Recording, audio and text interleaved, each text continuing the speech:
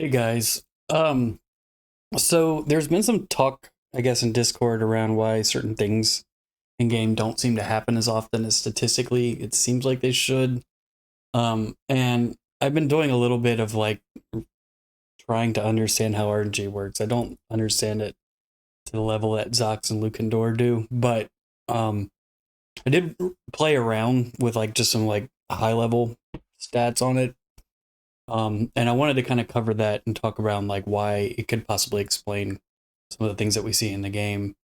I could be wrong on some of this, but I figured I'd share it and see if it's helpful for some. So I'm going to show this on emulator with FCEOX, and I've got a Lua script that I wrote.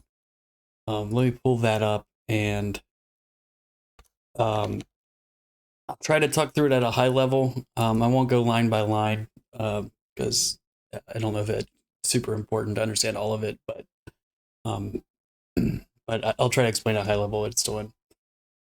So, like, basically, this function RNG updated. What I'm doing is I'm reading in the RNG value here out of the game, and then I'm tracking some like high level statistics around the value we see at that, and then down here I'm basically drawing a histogram of statistical reference of the values we saw at that RNG address. So I look at it in several different ways. I'll explain that in a little bit. Um, so I'll display like three kind of tables, and then I'll display the RNG value, the controller value, and the clock value. And the clock and controller inputs are factored together to make the value for RNG. Um, and then every frame it'll kind of update that, it'll reread that address and then redraw that table.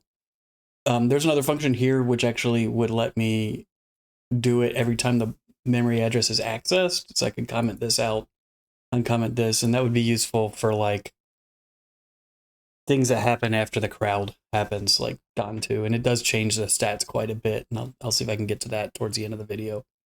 But high level, that's what it is. Let me switch back to the game and then kind of like show you what I'm kind of talking about. So let me fire up the script. All right, so this is a lot to look at. So I'll start like with a brief intro to like hex for anybody that doesn't know what that is. Looks like the game's not rendering. There we go. So you'll see, like, for example, the clock, it's counting from 00 to FF, and then it cycles back over. These are hex values, that basically the equivalent of values that go from 0 to 255. So in decimal, if I counted, I go like 0, 1, 2, 3, 4, 5, 6, 7, 8, 9, 1, 0, 10. And then 99 would be the highest value. In hex, it goes 0, 1, 2, 3, 4, 5, 6, 7, 8, 9, A, B, C, D, E, and F, like base 16, to a maximum of 255 being the largest number you can represent in hex. If you take one of those two digits, like the equivalent of the tens place, that would be called a nibble, which is like half a byte, and like one half of the two. So if I see 00 or 22 or 1F, it'd be the big nibble and the little nibble. Anyway, I've got three columns of data, and you'll see here I've got 0 through 7, which are all the possible values you can represent with the three rightmost bits of the 1A address. And then I've got the big nibble, which is kind of the equivalent of the tens place, right? And then the small nibble, which is like the right four bits of that number. So each frame, like I said, showed you in the script, each frame it's actually reading the value at 1.8, and then it'll update each table. So each frame, one of these numbers on each of these lists will get updated. So like even now, if you look at it, you'll see that like the way the numbers update, it's not exactly random. They kind of, if you watch it, it kind of tends to flow down. You'll see like a number count and then kind of slide down. What it's showing is it's actually counting. So this number in a lot of ways behaves more like a counter than it does like truly random. If it was truly random, you wouldn't see any pattern at all to any number getting updated. They would all trend towards the same number, but you wouldn't see a sort of pattern how the numbers are flowing, if that makes any sense. And I think that could explain a little bit of what we see in the game, right? So if you could imagine, I'm not going to try to catch it actually doing this, if like at the value that was needing the small nibble to be 4 for something to happen, it could be a while after that update before like a number before it or it itself could update again. And it also seems to happen, you'll see it happens kind of in spurts. You'll very rarely see anything increment by just one. They usually increment several at a time for a given frame. Again, it's not, doesn't explain everything, but it just further underscores that it's not random. It's more like a timer that's really unpredictable when it's going to start over. It'll kind of go down, then it'll jump back up, or it jumps down and starts counting. But you'll see that kind of vertical kind of thing. You'll see that a lot on the small nibble. On the big nibble, it's fun in different ways. You'll see that like there's statistically way more 9 than we see A and B. It's about double. And I actually ran the whole game end to end and did a test. And these buckets at 0, 1, 4, 5, 8, 9, 8, 9, C, D, all seem to have occurred more often when I'm looking at the address at the beginning, meaning not when I look at it every time the game reads it. And so that's the crowd and things like that changes this. But so if I hold right, you'll also see that these numbers stop looking as predictable here. It starts looking a lot more random over on this side. And you'll see this has started just counting up to FF and cycling over. If I hold left, it's kind of it hardly affects it at all. So that's where we were saying before in chat that maybe pressing right at certain times can help. kind of like the Monty Hall problem.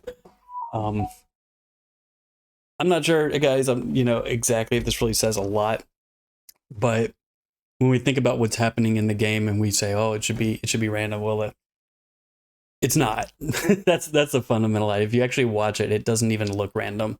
It looks more like a timer that's just kind of incrementing numbers. And so pressing right, doing things to kind of mess with that flow could be useful as a kind of statistical hack. And then the other side is on the big nibble, and I don't know which values are being read. Definitely have like a much more like standard like distribution here, like but definitely not over here.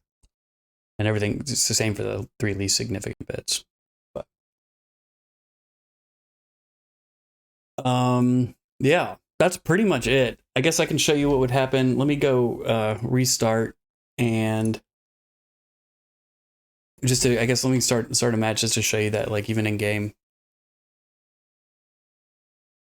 you can still see that sort of like pattern here still kind of applies.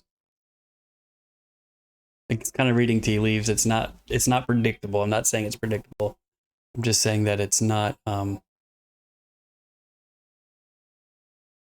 complete gibberish. And I'll show you what it looks like when I turn on the other setting. All right, so let me reset. Let me stop this script. And I'm going to go back to what I was saying before and change that script here so that every time the memory is accessed, it's going to update that table. So it'll update a little faster. I'll do it here. Save that. You go back to the game.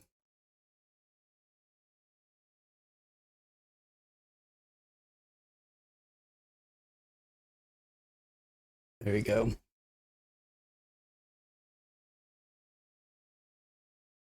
So you'll notice nothing's really any different. It still kind of does that flowing thing. But once you go in game and the crowd shows up, you're going to see it get a lot less predictable. You see how it's just all over the place now? But that doesn't matter as much for a lot of the patterns because most of the MTPO fighter patterns are checked before the crowd. And this is updating that histogram every time the memory address is read rather than at the beginning of each frame, if that makes sense.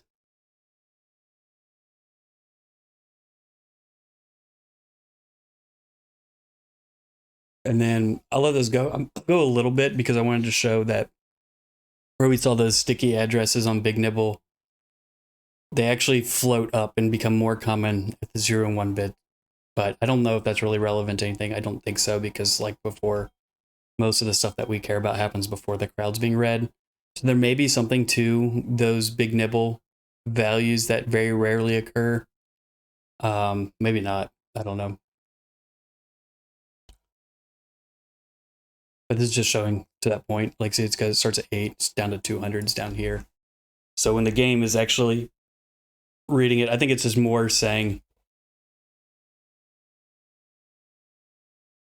chat, I'm not sure exactly why. Anyway, that's all I got, guys. It wasn't really anything earth-shattering, but I hope it sort of at least explains, or it gives you a qualitative idea of why it feels like certain things that happen in game clump together. So, like, for example, misdirects seem to happen together or get blocked together. Or why does it seem like whenever you get a good pattern, it always dies at a certain place? I'm not sure this really explains all of that because, again, these numbers cycle pretty quickly, but it does sort of imply that there's a sort of pattern to values. If you get a certain value somewhere, you may be less likely to get a specific value somewhere else after a certain amount of time, because there's a kind of cyclical nature to how the numbers kind of flow around. It's not predictable, but it's also not random. Anyway, I'm rambling. That's all I got. Thank you.